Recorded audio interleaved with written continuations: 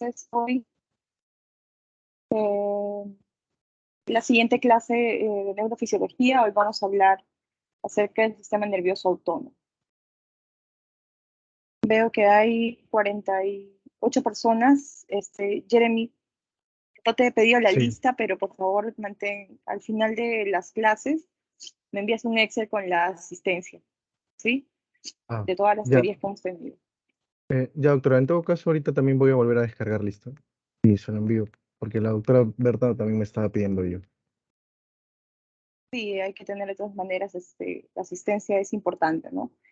Y sobre todo es importante no solo que se conecten, sino que ustedes logren escuchar lo que nosotros preparamos para ustedes, ¿no? Porque en definitiva eh, estamos en ciencias básicas y como su mismo nombre lo dice, esto es básico para que ustedes puedan entender lo que es clínicas más adelante, ¿no? Se les va a hacer mucho más fácil si ustedes tienen buenas bases. Así que, chicos, tomen atención. Como siempre les digo, investiguen después, ¿no? Si es que pueden ustedes aumentar más, leer más acerca de los temas que nosotros les damos, para eso están las referencias bibliográficas, ¿no? Para que precisamente estas directrices que nosotros damos en la parte teórica los lleven a ustedes a seguir leyendo y aprendiendo, ¿no? Y qué más bonito que es la fisiología, ¿no? Que es entender precisamente cómo nuestro mismo cuerpo funciona, ¿no? Y hablando de neurofisiología, pues es entender, es el cerebro estudiándose a sí mismo, ¿no? Generalmente. Entonces, hay que ponerle un poquito de pasión a lo que nosotros estudiamos, ¿ya? Muy bien, chicos. Bueno, si hay inconvenientes técnicos, espero que al menos puedan escucharme, ¿no? Igual cualquier pregunta, ustedes pueden hacerla por el chat como lo están escribiendo ahora mismo. A ver.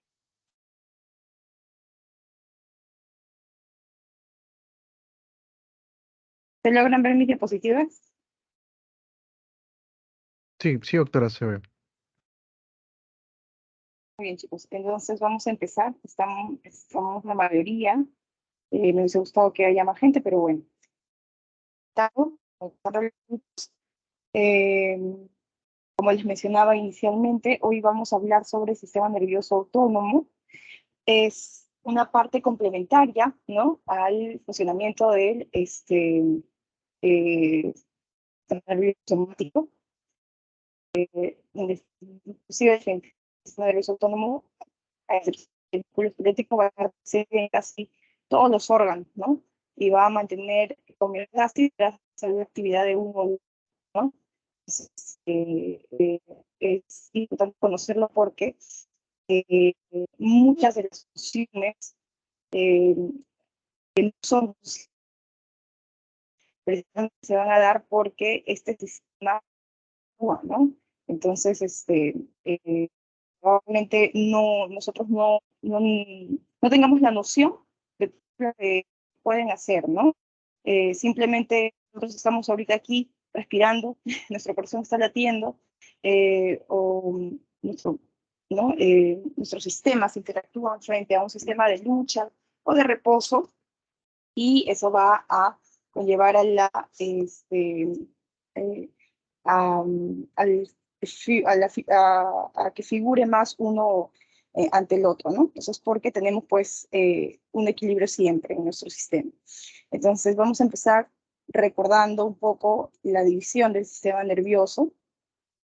Tenemos el sistema nervioso central, que ya hemos ido describiéndolo, ¿no? Incluso desde nociones muy básicas, ¿no? Y la sinapsis, eh, eh, que va a interactuar en todos los sistemas, pero de manera un poco más esquemática y de repente anatómica. Hay que recordar que tenemos nuestro sistema nervioso central y el sistema nervioso periférico, ¿no?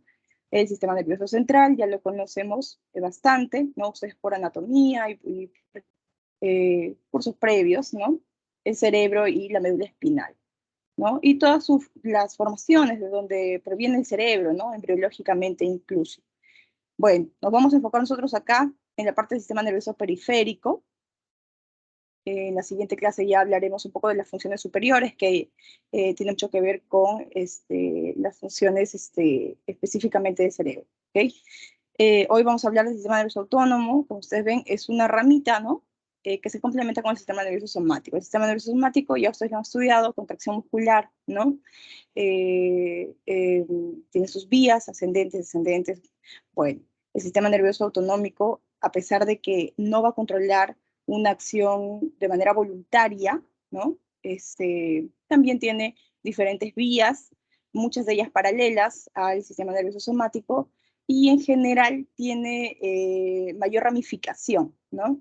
Es más diverso, hay más neuronas, más sinapsis para llegar al tejido diana y puedan ejercer su función. Entonces, como dividimos el sistema nervioso autonómico, dos partes muy importantes, el sistema nervioso simpático y el parasimpático, ¿no? También podemos incluir aquí al sistema nervioso entérico, ¿no? Que también tiene a nivel gastrointestinal una función bastante importante e involuntaria, ¿eh? Entonces, también podría estar incluido aquí, pero nosotros vamos a hablar específicamente de estos dos sistemas, ¿sí?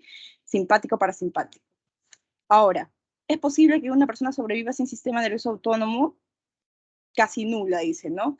Es casi nula la capacidad para adaptarse a agentes estresantes del entorno y otros factores lesivos. ¿Por qué?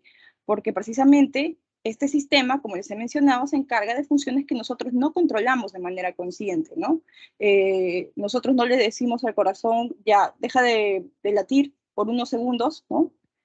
Vuelve a latir, ¿no? Porque si no, imagínense, seríamos inmortales, ¿no? No habría paros cardiorrespiratorios, no habría taquicardia, bradicardia, porque lo controlaríamos nosotros mismos de manera consciente. Y no sucede así. Y no sucede así precisamente porque nosotros tenemos que procesar mucha información. Entonces, estas células a nivel de músculo liso, de músculo cardíaco, de las glándulas, tienen tejido especializado que va a reaccionar con los neurotransmisores que vienen de las raíces nerviosas de los axones de este sistema autonómico, ¿no? Entonces, hay algunas patologías no muy comunes en las que podría asociarse una ausencia, ¿no? De este sistema nervioso autonómico, y se ha visto que la sobrevivencia es casi nula. Entonces, es muy importante reconocerlo. Bien, entonces, como les mencionaba, vamos a dividir a nuestro sistema nervioso autonómico en simpático parasimpático. Hemos dicho que tiene varias ramificaciones, no hay una sola sinapsis, no es tan directo como el sistema nervioso simpático, ¿no? Tenemos aquí neuronas preganglionares y neuronas postganglionares, ¿no? Las neuronas preganglionares tenemos el cuerpo celular en el sistema nervioso central, ¿ok? Porque a pesar de que no es consciente, tiene un comando, una dirección también directa del sistema nervioso central, ¿no? Del tronco cefálico y el hipotálamo. Entonces, hay conexión. Entonces, el cuerpo celular de la primera neurona, que sería la neurona preganglionar, va a estar en el sistema nervioso central, y su neurotransmisor va a ser acetilcolina, independientemente de si sea simpático o parasimpático, ¿ok? Siempre la neurona preganglionar es acetilcolina, no se olviden. En cambio, la neurona postganglionar sí va a ser esta división, esta especialización, ya sea en simpático o parasimpático. El cuerpo celular de esta neurona postganglionar se va a encontrar en los ganglios, y vamos a tener aquí neurotransmisores como la noradrenalina, que ustedes ya lo asocian, ¿no?, al sistema simpático. Tenemos la acetilcolina, ¿no?, las neuronas colinérgicas, que están pues asociados al sistema parasimpático, y también hay otros neuropéptidos que no son directamente de uno u otro, pero que van a ayudar a ejercer la función, o van a potenciar la función de estos neurotransmisores. ¿Ok? Bien, entonces, esta neurona postganglionar, ¿qué va a hacer? Va a ser sinapsis, y va a terminar en donde? En los órganos efectores viscerales, y van a ejercer la función fisiológica. ¿Ok? Sistema involuntario que controla y modula funciones principalmente de órganos viscerales.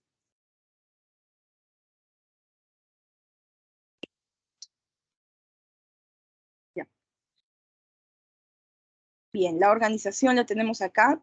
Este cuadro nos va a permitir comparar, ¿no? Tanto el simpático como el parasimpático con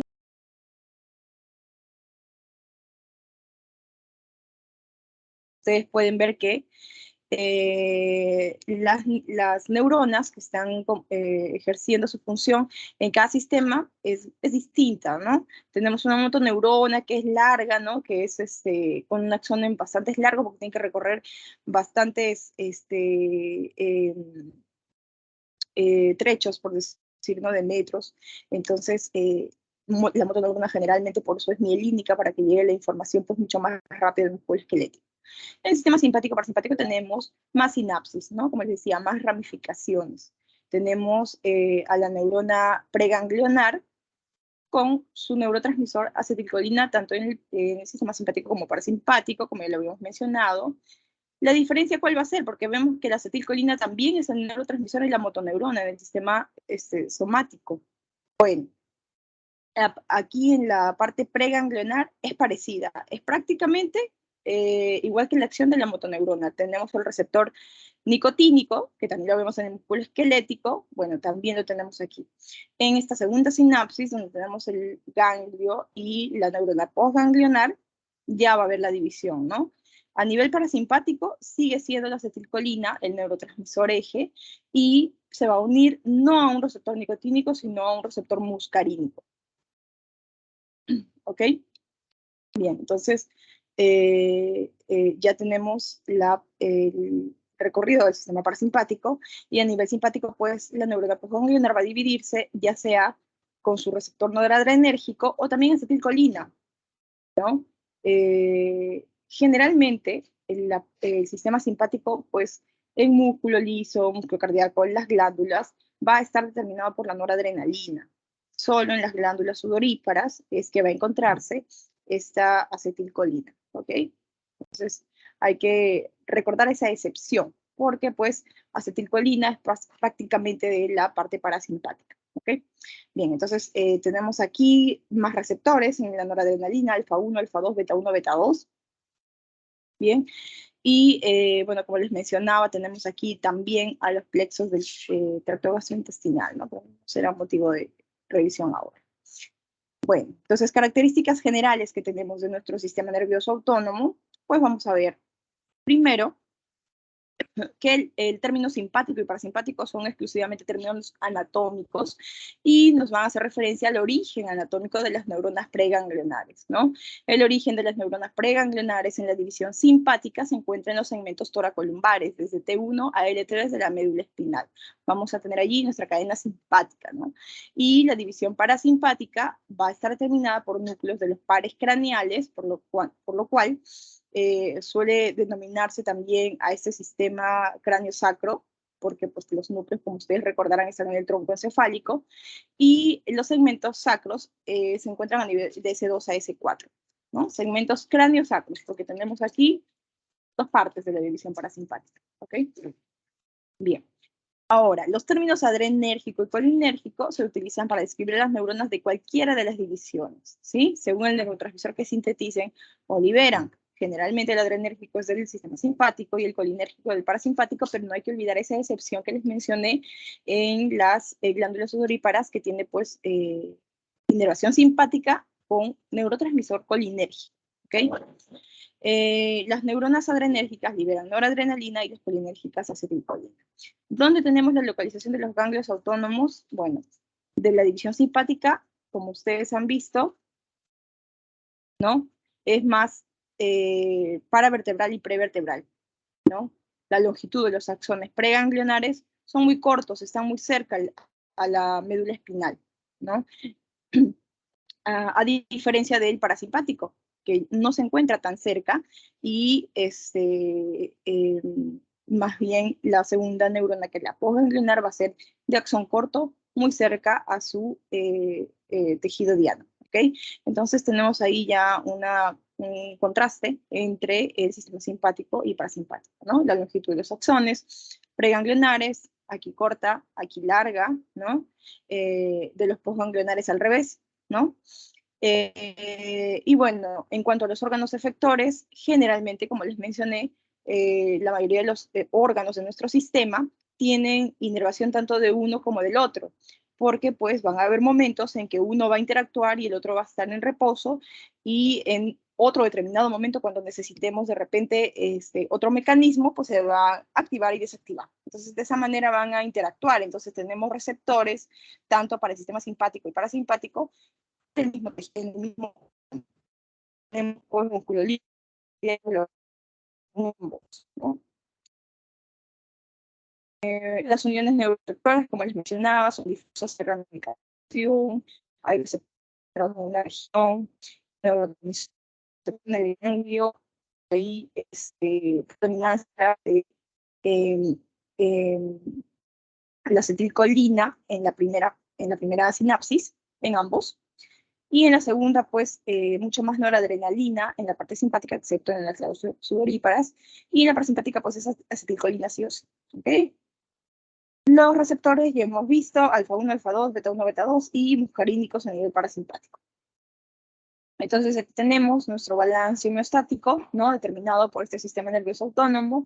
La actividad parasimpática generalmente va a estar mucho más presente cuando necesitamos descanso, distensión, reposo, a diferencia de la actividad simpática, que se activa cuando necesitamos activar un mecanismo de lucha o de huida. ¿Okay? Entonces, la función general del sistema nervioso simpático, vamos a empezar por el simpático, es movilizar al organismo para soportar actividad.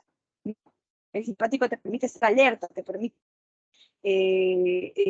veloso y responder de manera adecuada a cualquier efecto, noxa o cualquier situación en la que tengamos que huir para salvarnos, ¿no? Entonces, o también para hacer mayor actividad, ¿no?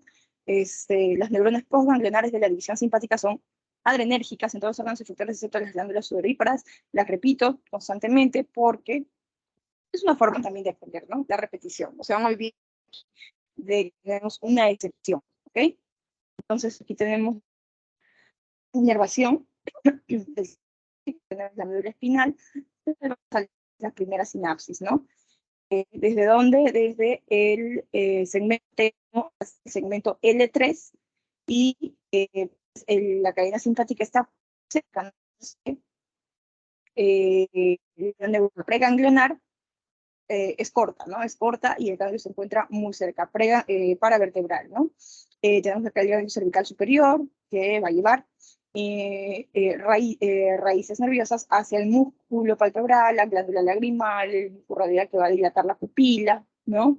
Que va a llevar también información a las medulares productivas, al músculo cardíaco, a generar los plexos intestinal, plexo celíaco, plexo mesentérico inferior, la suprarrenal, y pues también a los vasos sanguíneos, a los músculos pilomotores y a las glándulas sudoríparas. ¿Okay? Entonces, esta es nuestra cadena simpática. Tenemos aquí el segmento de 1L3, que es clásico de esta parte de este. Ahora, hablábamos de receptores adrenérgicos, ¿no? Estos receptores adrenérgicos van a ser de distintos tipos, de posición tipo alfa o tipo beta, ¿no? Tenemos aquí al tipo alfa 1 y aquí tenemos los receptores beta 1 y beta 2. Los órganos efectores que están inervados por neuronas adrenérgicas simpáticas tienen uno o más de los siguientes tipos de receptores, ¿no? Alfa 1, alfa 2, beta 1, beta 2. El receptor alfa 1, que lo vemos acá en la imagen de la izquierda, o en esta imagen, para no confundirnos, es un receptor tipo proteína G, ¿ok? Entonces, como ustedes ya conocen este tipo de receptor de proteína G, no va a actuar directa, sino va a actuar de manera indirecta, ¿no? Entonces va a llegar a la adrenalina, unir al receptor alfa 1 y va a activarlo. Esta activación va a permitir que esta proteína pues libere, ¿no? El alfa que se va a unir al subir alfa que se une Doctora, ¿sí? doctora, disculpe, ¿Jeremy? sí, doctora, no se está escuchando bien, se escucha entrecortado por ratos. A ver, déjame ver mis audífonos un momento.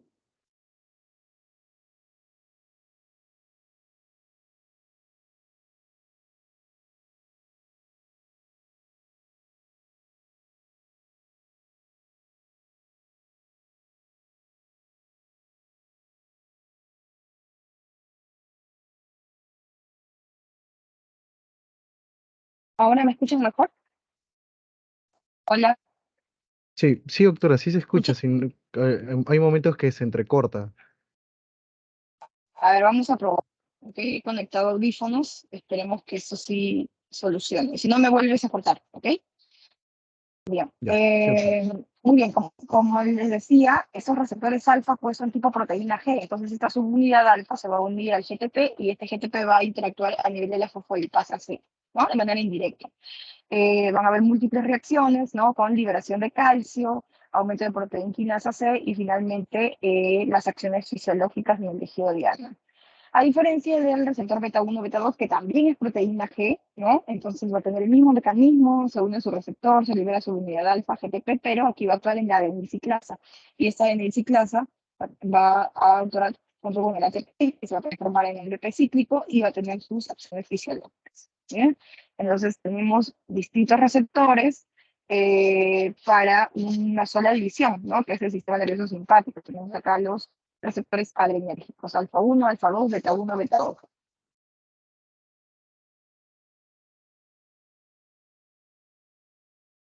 Ya. Ahora, otra estructura importante que hay que recordar en los nervios adrenérgicos son las varicosidades, ¿no? Acá tenemos, por ejemplo, una célula de músculo liso en esta imagen, que podría ser, por ejemplo, un músculo cardíaco, ¿no? Y tenemos la neurona simpática que Doctora, llega, y miren, es como, ¿sí? ¿No se escucha? no, no está pasando las diapositivas. Se ha Oh, quedado en receptores mi adrenérgicos. conexión a internet debe ser. Sí.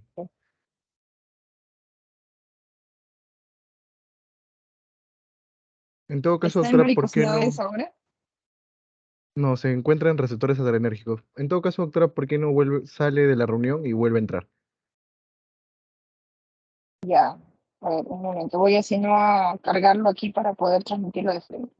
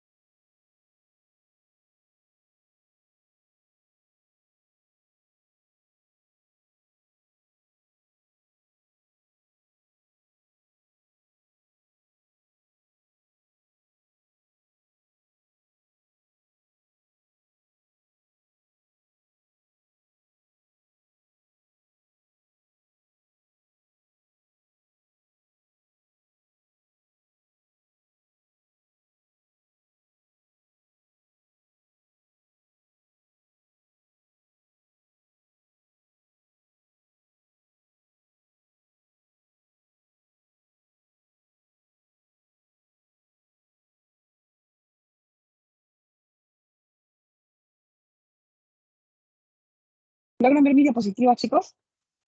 Sí, sí, doctora. Vamos a ver. ¿Dónde me quedé?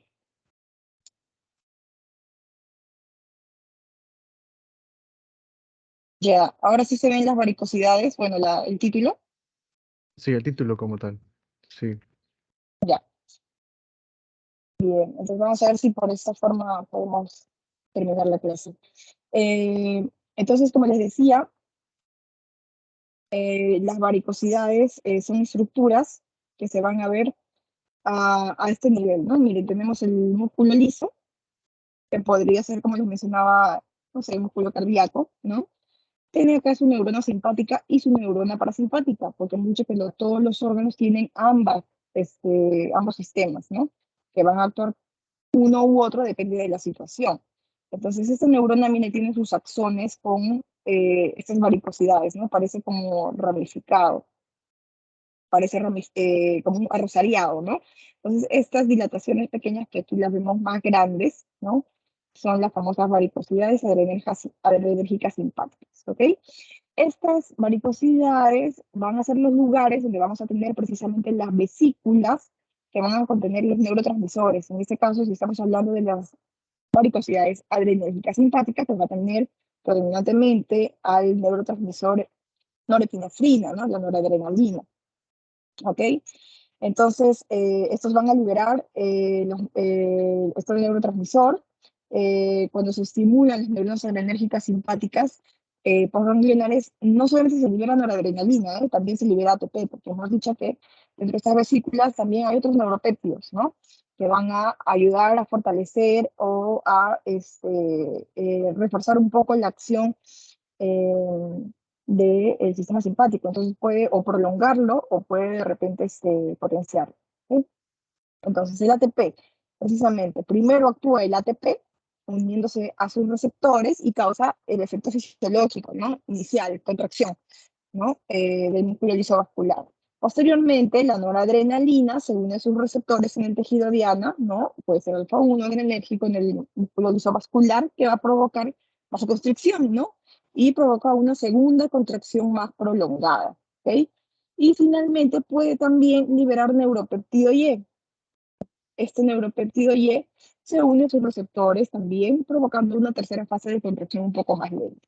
Entonces, como ustedes pueden ver, eh, eh, si bien es cierto, el principal neurotransmisor es la noradrenalina, que va a salir de estas vesículas de las varicosidades adrenérgicas, pueden haber otros neuropéptidos o sustancias que van a ayudar o a mantener o a iniciar o a potenciar su acción, dependiendo también del grado de necesidad que tengamos, ¿no? Si el paciente está, por ejemplo, ha tenido un accidente y viene con un sangrado profuso, ¿no? Tiene shock hipovolémico. Entonces, ¿qué va a necesitar el músculo lisovascular? ¿No? Bueno, de todas las arterias. Necesita contraerse, ¿no? Vasoconstricción, que sería el primer mecanismo fisiológico que actuaría para tratar de evitar tanta pérdida de sangre, ¿no? Hay vasoconstricción. ¿Quién es el que hace esta función? La noradrenalina, ¿no? Pero mucho más rápido le va a ser el ATP y posteriormente la noradrenalina con una contracción un poco más prolongada. Y si es que este shock permanece, porque de repente el paciente pues está lejos de un centro de salud, entonces necesita su cuerpo mantener esa homeostasis, evitar que siga sangrando. Ya no tenemos noradrenalina, ya libera neuropéptido Y, ¿no? Y ese neuropéptido Y va a provocar una tercera fase de contracción y de esa manera va a tratar de protegernos y va a tratar de mantener esa homeostasis que necesitamos, ¿ok? Entonces, eso en cuanto al sistema nervioso simpático, ¿no? Ante el estrés, el sistema nervioso simpático se activa con una respuesta conocida como lucha o huida, ¿no? Principalmente hay que recordarlo así. ¿Qué va a pasar? Bueno, cuando nosotros huimos, ¿qué es lo que pasa, no? Nuestro corazón late más fuerte, más rápido, necesitamos más presión arterial para que vaya más sangre a todos los tejidos, ¿no?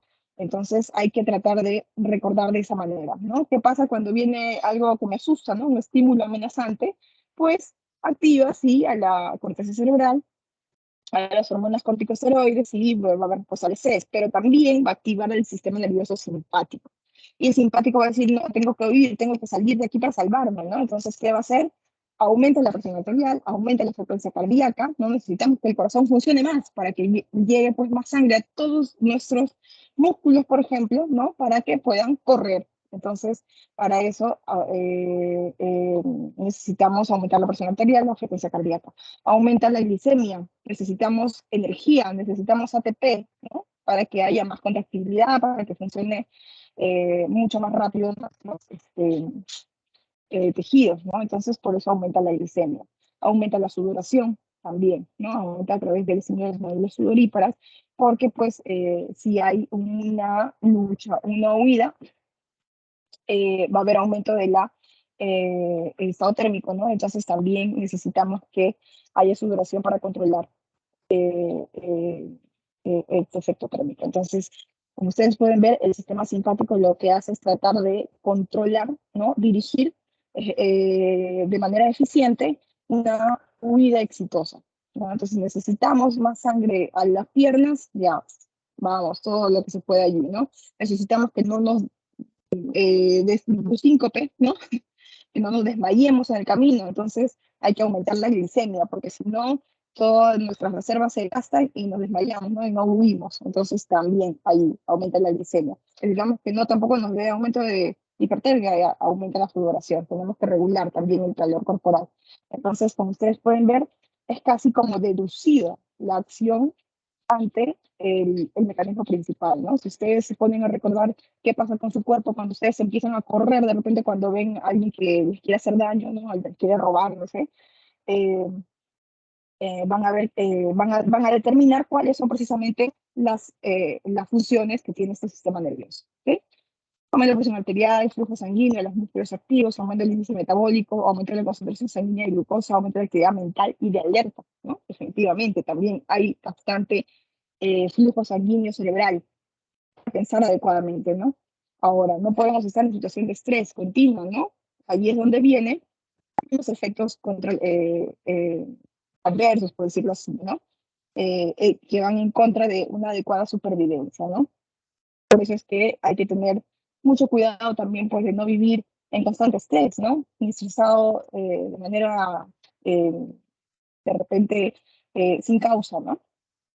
Porque tiene estos efectos, aumenta la presión arterial, aumenta la presión arterial, aumenta la glicemia, puede llevar a algunas enfermedades metabólicas, si es que nosotros, o cardíacas, si es que nosotros no controlamos, eh, em, ya yendo de repente más allá, ¿no? En cuanto a la parte mental, un estrés no sin causa, ¿no? Eso solo psicológico, ¿no? Es importante la salud mental, mantener una adecuada salud mental, porque si es que no hay ningún estímulo amenazante y yo solo estoy haciéndome la idea de que algo malo va a pasar y estoy estimulando constantemente a mi sistema simpático y a la hormona corticotrópica, lo que voy a hacer es que generarme yo mismo patologías cardíacas, metabólicas. Entonces, para eso también es importante, ¿no? Para conocer qué cosas no debemos hacer, qué cosas debemos tener cuidado, ¿no? Cuando ustedes lleven farmacología van a ver que los efectos adversos de los corticoides, ¿no? Son generalmente también hipertensión, hiperglicemia, este, osteoporosis, ¿no? Entonces, precisamente por estos mecanismos, ¿no? Y ya lo vemos aquí, que es básicamente una respuesta fisiológica a un estrés ante un estímulo real amenazante, ¿ok? Y ya, vamos a hablar ahora del sistema nervioso parasimpático. La función general de este sistema nervioso es básicamente restauradora, ¿no? Para conservar la energía, para poder tener nosotros todas las reservas necesarias y en el momento en que necesitemos utilizarlas porque hay una noxa o algo que nos indique activar el sistema simpático, pues nosotros ya estamos descansados y tenemos la suficiente energía porque el sistema nervioso parasimpático ha actuado durante el otro periodo tratando de tener todo nuestro cuerpo adecuadamente para responder. ¿Okay? Por eso es una homeostasis, ¿no? Por eso uno actúa, no actúan a la vez, ¿no? Si actúa uno, el otro se inhibe, si se activa el otro se inhibe. Entonces, tienen funciones contrarias para preservar la homeostasis. Bien. Los cuerpos celulares de las neuronas ganglionares, como hemos dicho, se encuentran en el tronco encefálico o en la médula espinal sacra, división cráneo sacra. Eh, tenemos aquí, a ver,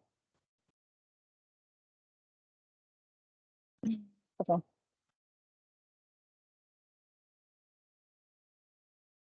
Ya. Tenemos aquí la imagen, tenemos el tronco encefálico, ¿no? Mesencéfalo, protuberancia, bulbo. Ustedes saben que aquí tenemos los núcleos de los pares craneales, ¿no? El núcleo de Differ-Westphal para el tercer par craneal, que va a llevar la información al músculo ciliar, ¿no? Para ver la contractibilidad de la pupila parasimpática. Hemos visto en la imagen anterior, en el sistema simpático, lo que va a hacer es lo contrario, ¿no? Va a dilatar la pupila. ¿no? Entonces, eso gracias al el ganglio cervical superior que va a llevar la inervación simpática. Entonces, cuando se activa el simpático, pues generalmente la pupila se dilata, ¿ok? Y cuando se activa el parasimpático, hay contracción pupilar, ¿ok? Tenemos aquí otros núcleos, el núcleo lagrimal, el núcleo salival superior, el núcleo salival inferior, el núcleo motor dorsal del nervio vago, ¿no? Cada uno va a llevar la información a su par craneal correspondiente, ¿no? Séptimo noveno, a su ganglio, ¿no? Correspondiente, y finalmente a su tejido diana, ¿no? Glándulas nasales lagrimales, son iguales, son maxilares, glándula parótida, eh, y pues el nervio vago, como ustedes saben, tiene amplio lugar de trabajo, por decirlo así, ¿no? Músculo cardíaco, algo bronquial, el estómago, el intestino delgado, el intestino grueso, cosa que lo hacían todos los plexos, en la parte simpática, ¿no? Celíaco, mesotérico superior, mesotérico inferior. Bueno, aquí es tarea del vago, que no es tan vago, ¿no? Como dice su nombre. Entonces tiene un mayor territorio. Y finalmente, ya en los ramos sacros, S2, S3 y S4, va a formar los nervios espláncnicos pélvicos y van a dar pues inervación a la parte final o terminal del intestino grueso, a la vejiga y a los genitales masculinos también. ¿Okay? Entonces, esta es la rama, esta es la parte del sistema nervioso parasimpático, cráneo cervical, ya ustedes están viendo por qué, y están viendo precisamente que prácticamente la parte craneal es la que tiene mayor territorio, la parte sacra va directamente a la parte urogenital, ¿no? Urogenital generalmente. Bien, como hemos dicho, si hablamos de parasimpático, hablamos de receptores colinérgicos, ¿ya? Preganglionar, receptor nicotínico, en los dos, ¿ok? Postganglionar, receptor muscarínico. Las glándulas sudoríparas, no olvidar, inervadas también por neuronas colinérgicas, de rama simpática, ¿ok? Bien, y los receptores, bueno, colinérgicos, en respuesta a la acetilcolina, tenemos, bueno, acá también el nicotínico que se encuentra en el músculo esquelético, pero vamos a enfocarnos acá, en estos tres de acá.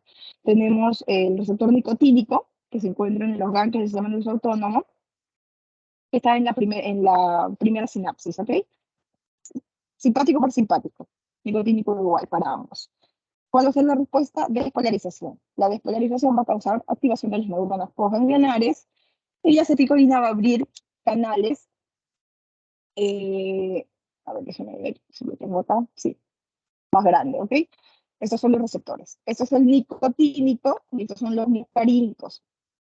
El nicotínico va a estar en la primera sinapsis, ¿sí? Neurona pregangliona, y que va a llegar hacia el ganglio, ¿no? Para activar a las neuronas postganglionares. La despolarización va a causar excitación y esto que va a provocar que la acetilcolina abra el canal de cationes directamente, ¿no? Este es un receptor unido al ligando, entonces su acción es mucho más rápida, ¿no? Más directa, porque aquí se une la acetilcolina y eso directamente abre este canal para que ingrese y salga los cationes, ¿ok? Bien. Los receptores muscarínicos, sin embargo, vamos a encontrar básicamente en el sistema nervioso parasimpático, ¿no? Y van a actuar por despolarización o por hiperpolarización, ¿ok? Estos receptores muscarínicos van a producir efectos tanto en el corazón, en el músculo liso, en las glándulas, y son receptores acoplados a proteína G. Estos receptores influyen sobre canales de iones por medio de las proteínas G, ¿no? De manera indirecta, como a nivel adrenérgico, ¿no? Tenemos aquí la subunidad alfa, ¿no? Que es la que se va a separar y va a activar estos otros receptores. Ahora, los muscarínicos M3 y M5, que generalmente lo vemos en el músculo liso y en las glándulas, va a generar despolarización. Esa despolarización va a tener como respuesta contracción del músculo liso y secreción de glándulas, ¿no? Entonces se despolariza, cierra los canales de calcio, ¿no? Y hay apertura de sodio de calcio, ¿no? Esa es la despolarización. Hace que los músculos lisos del tubo digestivo, por ejemplo, se contraigan, ¿ya? En cambio, los receptores muscarínicos M2 los encontramos en el corazón. ¿Y qué pasa en el corazón? Aquí va a haber hiperpolarización. ¿Qué hace el parasimpático en el corazón? ¿Hay taquicardia o hay bradicardia?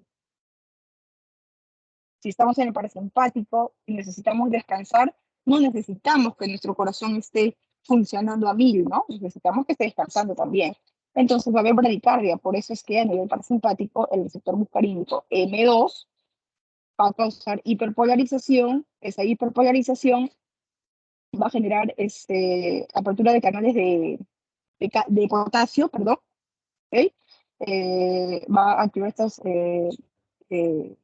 canales de potasio de manera indirecta, ¿no? Por la interacción de la subunidad alfa, y va a producir frecuencia cardíaca más lenta, ¿no? Que es lo que necesitamos porque estamos en reposo, porque no estamos en alerta.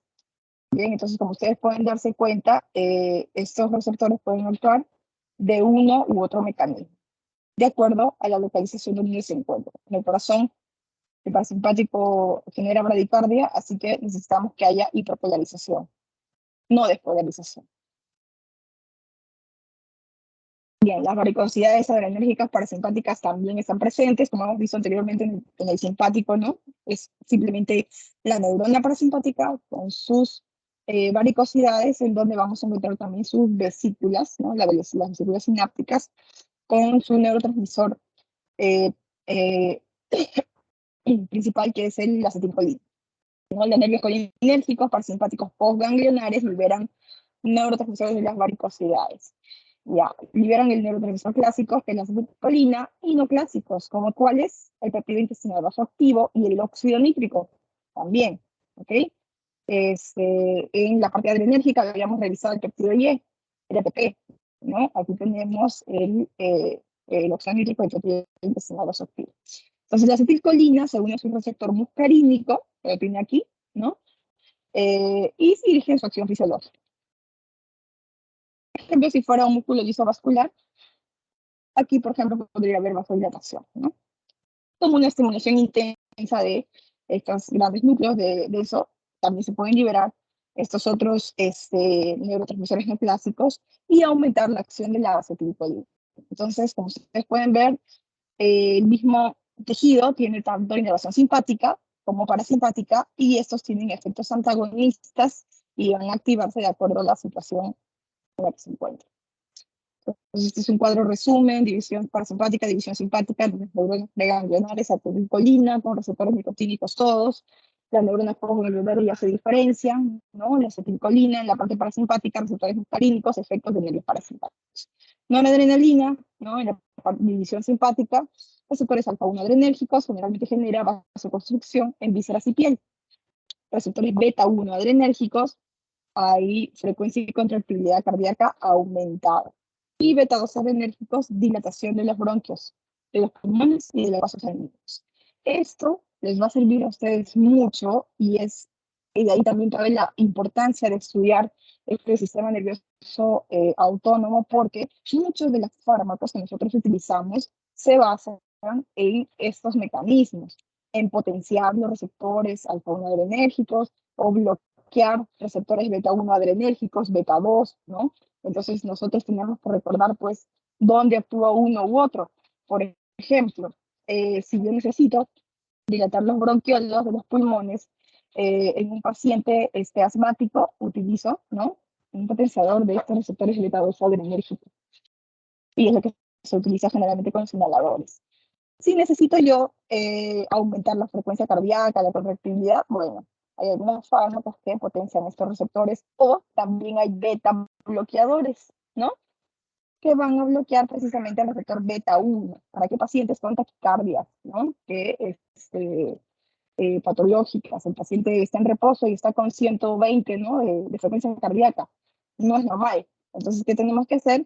Bueno, le indicamos un beta bloqueador. ¿Por qué? Porque ya sabemos que estos beta-1 adrenérgicos, cuando se unen a la noradrenalina, van a aumentar la contractibilidad. Si están bloqueados estos receptores, por más que haya mucha noradrenalina, no va a haber acción y no va a haber taquicardia. ¿Ok? Bien. Entonces aquí les dejo este cuadrito resumen para que ustedes vean cómo cada uno tiene un mecanismo de acción distinto y investiguem donde ellos actúan. Este otro cuadro es también un cuadro resumen en donde vamos a ver cada órgano, ¿no? Cuál es el mecanismo, ¿no? En el corazón, por ejemplo, la parte simpática que ya hemos visto, que los receptores beta 1 tienen función en el aumento de la contractibilidad, ¿no? Y lo contrario es a nivel parasimpático, en los que, sobre todo solo en aurículas, va a haber disminución, por receptores muscarínicos. En cuanto a los bronquiolos, como habíamos visto el ejemplo del asma, ¿no? El receptor beta 2 va a dilatar, va a permitir dilatar los bronquiolos, ¿no? Y el sector parasimpático pues va a contraer, ¿ok? Y así, ¿no? En la vejiga, por ejemplo, los esfínteres, uno contrae, el otro relaja, eh, en, en los ojos, ¿no? En el músculo radial del iris, la parte simpática, gracias al receptor alfa 1 va a haber dilatación de la pupila, a diferencia de parasimpático que va a actuar no en el músculo radial, sino en el esfínter circular, ¿no? Y va a contraer la pupila, que es prácticamente lo contrario, ¿no? Lo contrario, pero no actúan, en este caso, en el mismo tejido. Entonces, generalmente, el mismo tejido tiene tanto dominación simpática como parasimpática, excepto algunas excepciones, por ejemplo, una muy clara aquí, ¿no? Va a haber dilatación pupilar, va a haber midriasis por acción del músculo radial del iris. Y la miosis, la contractibilidad de la pupila, no se da por la acción en el músculo radial, sino en el esfínter circular, ¿ok? Esfínter circular. Bien. Y así, ¿ok? Les dejo ese cuadro para que ustedes también lo repasen, ¿ya? Pueden ver que la división parasimpática es un poco más sencilla de reconocer, tiene solo el receptor muscarínico. La parte simpática es la que se tiende a complicar un poco más, ¿no? Porque tiene pues receptor alfa 1, beta 1, beta 2, tiene incluso receptor muscarínico, ¿no? En la parte de las glándulas sudoríparas, como hemos mencionado, termorreguladores, ¿ok? Bien, a ver, finalmente tenemos aquí los centros hipotalámicos y del tronco encefálico, ¿no? Las vías que van a controlar la respuesta del sistema autónomo, porque a pesar de que es una función no consciente, tiene sus centros a nivel encefálico. Y pues los centros hipotálamo y el tronco van a coordinar esta regulación, ¿ok? Tenemos acá la regulación de la temperatura, de la sed y la ingesta de alimentos en el hipotálamo, el centro funcional a nivel del mesencéfalo, el centro neumotáxico en la protuberancia, ¿no? Adecuada frecuencia respiratoria. Tenemos el centro vasomotor cardiovascular en el bulbo, el centro respiratorio y los centros de dilución, tos y vómitos, ¿no? A este nivel. Entonces, y finalmente ya aquí la médula final, ¿no? Ya que va a permitir las vías paralelas al sistema somático y que va a llevar la información hacia las neuronas, a la primera sinapsis, ¿no? Preganglionar. Tenemos estructuras importantes que hay que recordar, el núcleo paraventricular hipotalámico, ¿sí? El grupo de células A5 protuberancia, la porción ventrolateral del bulbo raquídeo, ¿sí? Ventrolateral, esa es la parte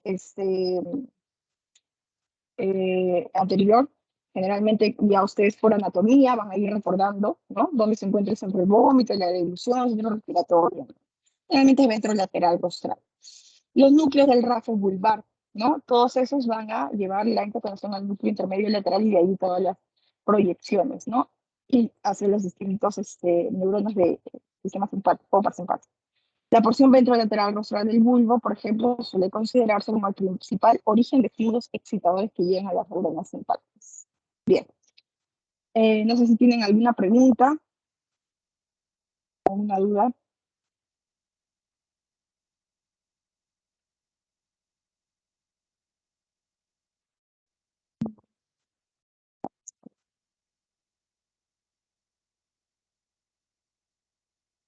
Bien, chicos, Bueno, espero que por sus reacciones se haya entendido, haya quedado muy claro. Repasen muy bien estos receptores, sobre todo, dónde actúan, cuál es su función, porque les va a servir, ¿no? Para su curso de farmacología, como les menciono, ¿no? Es difícil vivir sin un sistema nervioso autónomo, ¿no? Podremos ser muy conscientes de hacer todas nuestras actividades, funciones superiores y todo, pero si no tenemos el sistema nervioso autónomo, no tenemos pues ese instinto de sobrevivencia, ¿no? Así que hay que recordarlo y sobre todo su aplicación en patologías que pueden estar asociadas, revisen, van a ver que hay muchas muy relacionadas y sobre todo, como les digo, para la parte de farmacología. ¿Ok? Muy bien, chicos, vamos a terminar entonces hoy día. El día de mañana, como le mencioné su delegado, voy a poder dictar la teoría, así que vamos a dictarle el día miércoles antes de las exposiciones de la prejornada. ¿Ok? Ya Jeremy les va a comunicar con mayor detalle y el día miércoles terminamos todas las teorías. ¿Ok? Muy bien, chicos, si no hay más Sí, preguntas, no doctora, hay dudas. ¿Sí? sí, Jeremy. disculpe, tenía una consulta con respecto al examen de fisiología de esta unidad. La doctora Berta me dijo que se comunique con ella para ver ese tema, porque no hay fecha Que me aún. comunique con ella. Sí, doctora. Ya, sí, no te preocupes, yo voy a coordinar con ella porque cada uno tiene que dar sus preguntas y vamos a definir la fecha. Según el sílabus, ¿hasta cuándo tenemos? ¿Hasta la otra semana? Sí, doctora, hasta la próxima semana. Ya. Entonces, voy a coordinar y te comunico, Jeremy, ¿ok? Igual ustedes vayan repasando, ¿eh? Vayan repasando todo lo que las clases que le damos, ustedes tienen que volver a repasarlo inmediatamente porque ya les he mencionado, ¿no? Todo, hay que buscar todos los mecanismos de memorias y de aprendizaje, ¿no? Una de ellas es la repetición, a veces sí funciona y otras veces es la deducción, pero siempre hay que repasar. ¿No? Hay que repasar que nuestras memorias de corto plazo se transformen en memorias a largo plazo. ¿Ok, chicos? Bien, grupo de práctica en Fundación, ¿no? En 15 minutos, por favor, chicos, nos reunimos. ¿Ok? Bien, buenos días. Gracias, doctora.